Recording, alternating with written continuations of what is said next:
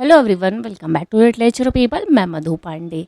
ये चैनल पे मैं लिटरेचर रिलेटेड वीडियोस डालती हूँ। अगर ऐसे कंटेंट में इंटरेस्ट है तो चैनल सब्सक्राइब कर लो और बेल आइकन प्रेस कर लो। तो आज का वीडियो शुरू करते हैं।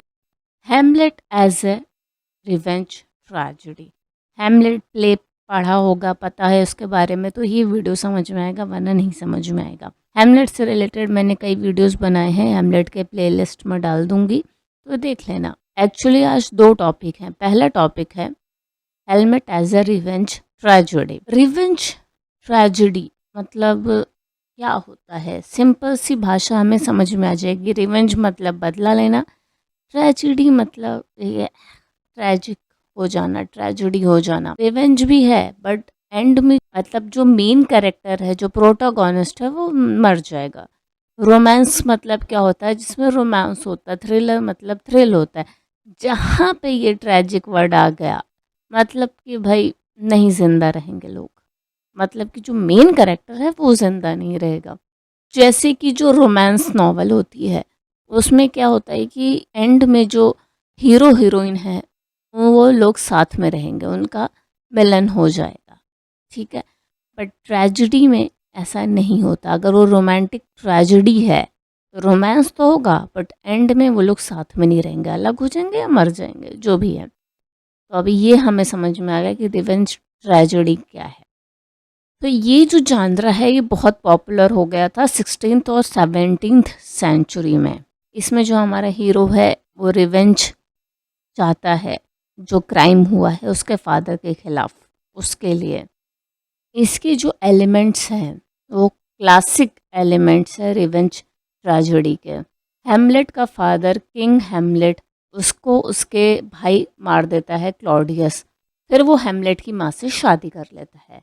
जो किंग हैमलेट का भूत होता है वो हैमलेट को दिखता है और बोलता है कि रिवेंज लो मेरी मौत का। और यही चीज़ है जो हैमलेट का क्वेस्ट है, जो हैमलेट का रास्ता है लाइफ का, उसको तय कर देता है।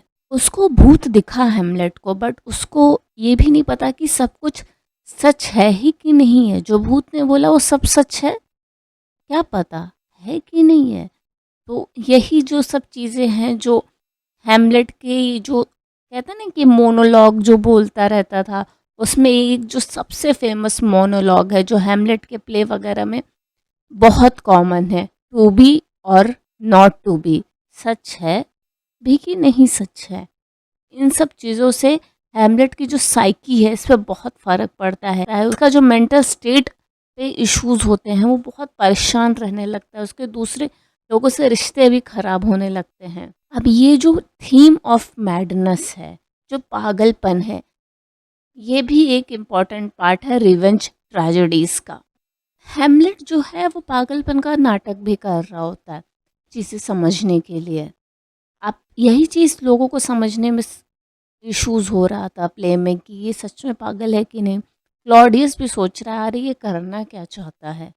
जो फाइनल सीन होता है, कई सारी चीज़ें होती है प्ले में थ्रू आउट। हैमलेट की जो लव इंटरेस्ट होती है वो भी मर जाती है इन्हीं सब चक्रों में, काफ़ी सारी ट्रैजिक चीज़ें हो जाती हैं। और जो एंड होता है, एंड में ये सब चीज़ें जाके मैसेकर बन जाती हैं। पूरा एंड में काफ़ी सारे लोग मर गए हैं, सभी मर जाते हैं। क्लॉडियस को मार देता है बट वो भी मर जाता है, उसकी माँ भी मर जाती है, सब मर जाते हैं। ये होता है रिवेंज ट्रेजेडी। अगर खाली रिवेंज प्ले है, सिर्फ रिवेंज है, तो एंड में लोग बच भी सकते हैं। दूसरा टॉपिक आज का, Hamlet as a Shakespearean tragic hero. दोनों चीज़ें जो मिलती जुलती हैं, दोनों टॉपिक, तो इसलिए मैंने दोनों साथ में ही ऐड कर दिया है। जो ट्रेजिक हीरो होते हैं उनकी कुछ क्वालिटीज़ होती है, वो हाई सोशल स्टेटस का होना ही चाहिए, ठीक है। जो शेक्सपियरियन ट्रेजिक हीरो होते हैं, अब जो हैमलेट है वो प्रिंस ऑफ डेनमार्क है, तो ऑब्वियस सी बात है वो नोबल से नोबल है, प्रिंस है। अब जो ट्रेजिक हीरो है उसका जो है एक ट्रेजिक फ्लॉ भी होना चाहिए। अब उसके अंदर हीरो है, वो ट्रेजिक हीरो है, बट उसके अंदर कुछ बुराइयां तो होंगी ही ना, वो चीज़ है जिसे कहते हैं हमर्टिया। अब हैमलेट के कंडीशन में जो उसका फ्लॉ है वो है चीज़ों को डिसाइड नहीं कर पाना। उसके पास एक क्लियर मिशन रहता है कि अपने फादर के जो मर्डरर है उसको मार दो, बट वो काफ़ी जगह चीज़ें सोचने लगता है, हेसिडेट होने लगता है कि भाई सही है कि नहीं, ओवर थिंक करने लगता है, और यही इसका सबसे बड़ा फ्लॉ बन जाता है। अब क्रूशल एलिमेंट है शेक्सपियरियन ट्रेजिक हीरो का इंटरनल कॉन्फ्लिक्ट। अब दिल ही दिल में इश्यूज हैं, मतलब कि आह, ये करे नहीं करे, वो करे नहीं करे, ये करे नहीं करे, वो नहीं करे करे, ये इंटरनल लेवल पे है, इंटरनल कॉन्फ्लिक्ट है। अब हेमलेट का क्या इशू था, अब वो रिवेंज भी लेना चाहता था, बट उसको मॉरली भी सोचना चाहता था। जब हम रिवेंज लेने निकलते हैं तो हम लोग मॉरली नहीं सोच सकते, नहीं तो फिर एंड में मर जाएंगे, यही होगा है। अब ट्रेजिक हीरो का डाउनफॉल भी होना है, इसमें फेट भी है, एक्सटर्नल इन्फ्लुएंस भी है, और उनकी खुद की चॉइस भी है। अब ट्रेजिक हीरो की स्टोरी का ये भी पर्पस होता है ऑडियंस को वैल्यूबल लेसन सिखाना ह्यूमन नेचर के बारे में।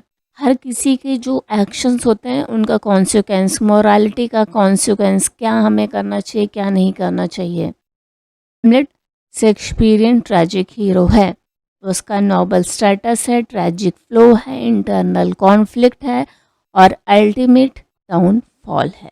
तो अगर कुछ डाउट रहेगा तो मुझे कमेंट कर सकते हो, वरना इंस्टाग्राम पे फॉलो करके डीएम कर सकते हो।